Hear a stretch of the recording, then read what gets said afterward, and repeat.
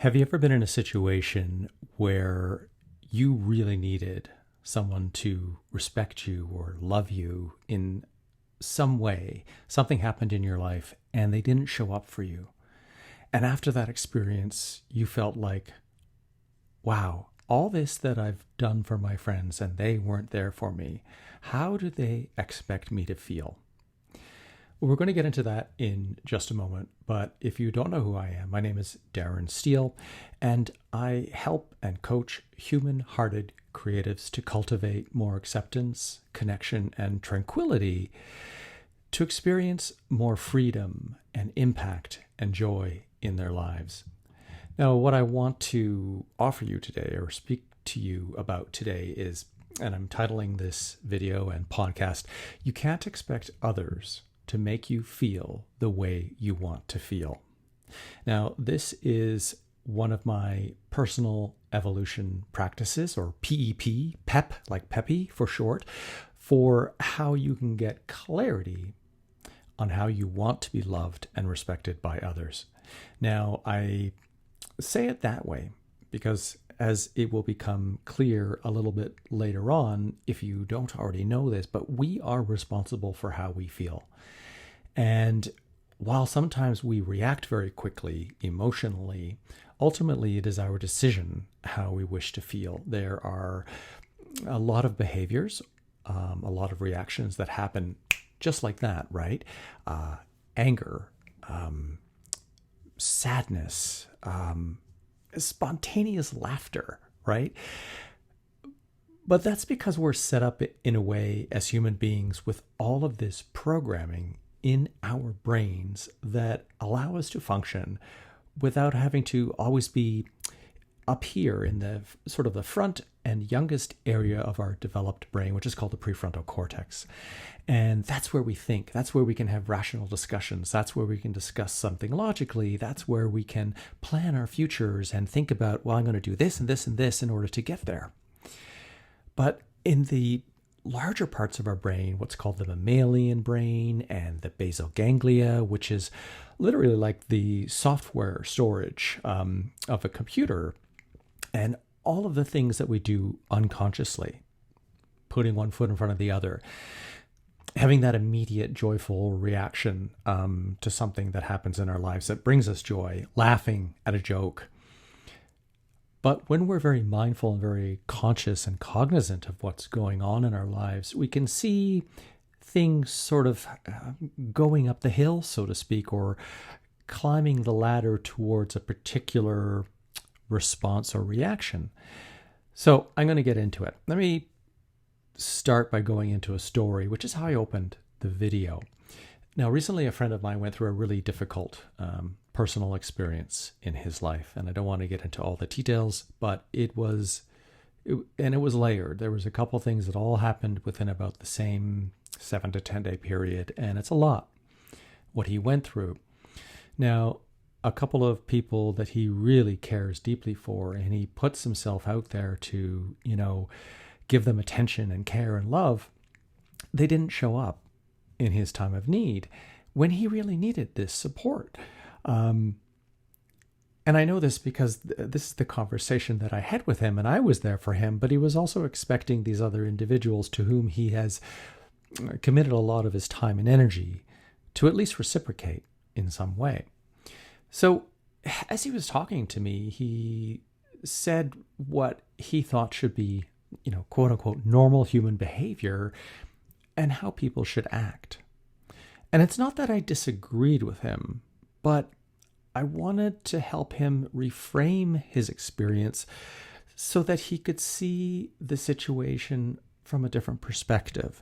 And in no way was that meant to discount his experience, but to get to the root of this very challenging situation.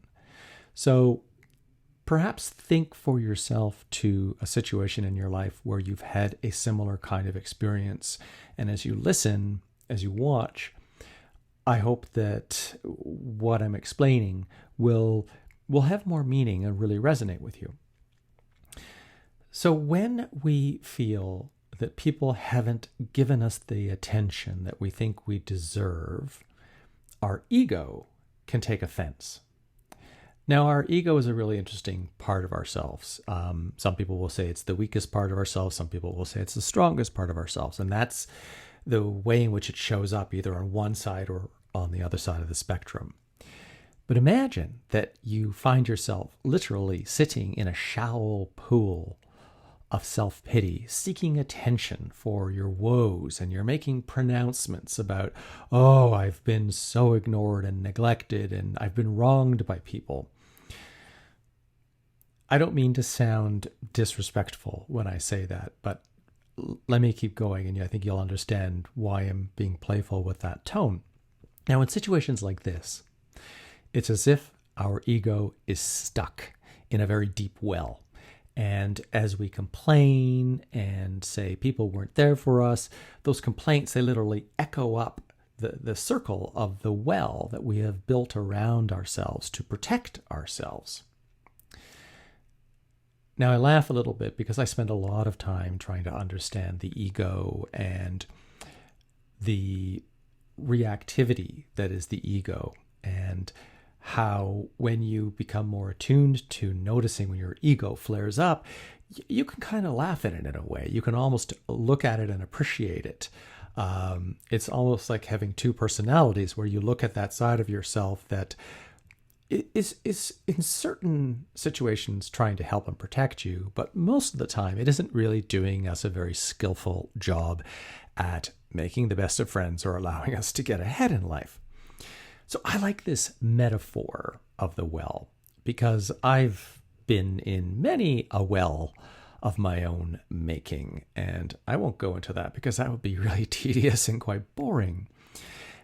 But it's like being in this pit of ugliness that you make for yourself. And admittedly, I've sometimes enjoyed being in that well. I've enjoyed wallowing in the mud because not only did I want people to come and save me and feel sorry for me, but I wanted to feel sorry for myself because in some sick way, it was empowering for me to feel sorry for myself. It gave me a kind of meaning that I could attach to. Not a very skillful meaning, not a very helpful way to lead my life. And so, even after directly, consciously calling out attention and the need for attention, we often do this, like I said, subconsciously. Our programming is there for different reasons to protect us.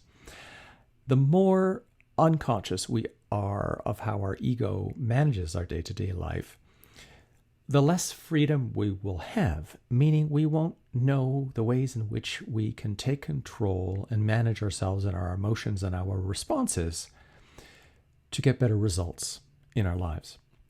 So that metaphor of being in the well is just on a spectrum, one side of the ego's reaction, sort of that depressing, that woe is me, look at me, help me, people aren't loving me, they're being disrespectful to me, and all that. The other extreme end is the more reactive, bombastic approach to being heard when that person is wounded or unnoticed. That may be someone who is generally more of a gregarious type or more of an extrovert type individual. And that's your ego standing at the top of the mountain proclaiming how important you are. And it echoes off all the canyons and the valleys. And that voice is reaching out to seek the adoration from others for all of your accomplishments and good deeds and your possessions and your status and the power that you have. Now, those are extreme examples, right? There's lots of shades of gray in between of how our ego can take over, either as a form of self-protection, seeking attention through self-pity in a general sense, or fully in defensive mode, fully externalized, pompous and self-aggrandizing. Now, think about those two examples I just gave you. If we observe the extreme ends of our ego, this is the idea of dualities that I talk a lot about in my understanding of the Tao Te Ching. We can notice that our ego has a middle ground, an origin point, a center, if you wish. And in the center exists the mindful awareness of the truth of who you are without needing external validation of any kind. This center is the place where your ego sleeps. It's resting. So if this is the very center point, it's only when you start going to one side of the sort of bombastic, defensive, standing on a pulpit, look at me, or the sort of cowering, feeling sad and sorry for yourself. It's only in going away from the center that your ego begins to wake up. And the farther you go to the extremes, the greater a hold the ego has on all of your actions. So if you are not grounded with both feet, your foundational self in the center of who you are, and what you might be feeling in the center of who you are is peace of mind, calmness, or tranquility. So if you're not grounded in your center, if you're not paying attention, which is another word for being mindful of how you are feeling, it's very easy to almost accidentally go into the reactive extremes of emotional and egotistical expression. So the question is, why is it so challenging to stay centered? Well, we live in a very distracting world. We're constantly being pulled in multiple directions away from the center of ourselves, away from being calm and focused and mindful, away from really the best versions of who we are. We witness other people's emotions and egos and their challenges and recognize that they're just as complex and unique as ours. And every one of us is vying for attention and connection and love. And on one extreme, going back to the example of my friend, the more caring and nurturing you are, the easier it is to get pulled away from your center and to almost lose yourself when you're taking care of the needs of others before your own. And the more assumptions that we make about other people, the less we maintain our footing in that center, that middle ground of who we are. Now, one of the biggest mistakes we make in our human relationships is expecting others to act in a particular way. Now, expectations are a funny thing. When we expect someone to accept and care for us in a way that will satisfy our needs, there's just no point. It's something that's outside of our control. And as a response, we may get emotional, we may get angry, we may get frustrated when people don't do what we expect them to do.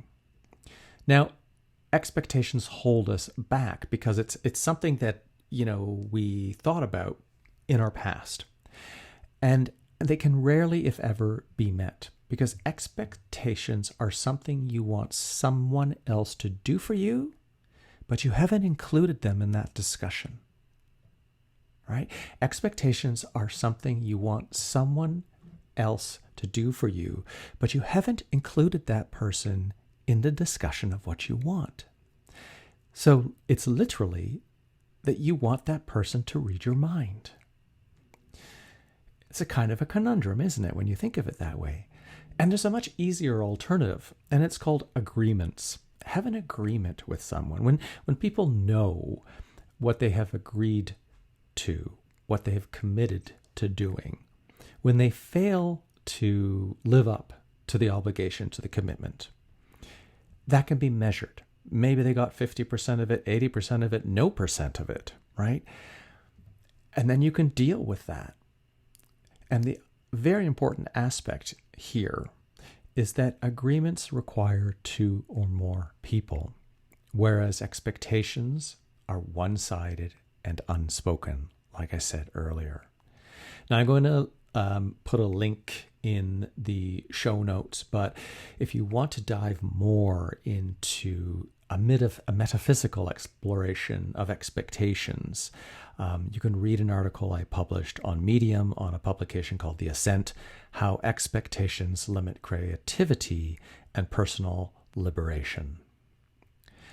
Now, in just a moment, I'm going to go into the second part of this video and podcast, which is my personal evolution practice for love and respect. But I want to end this segment here so that you can more easily have the second part as your ability to practice and go deep into this personal exploration. Okay, so thanks for watching, and you can just go to the next video in just a moment.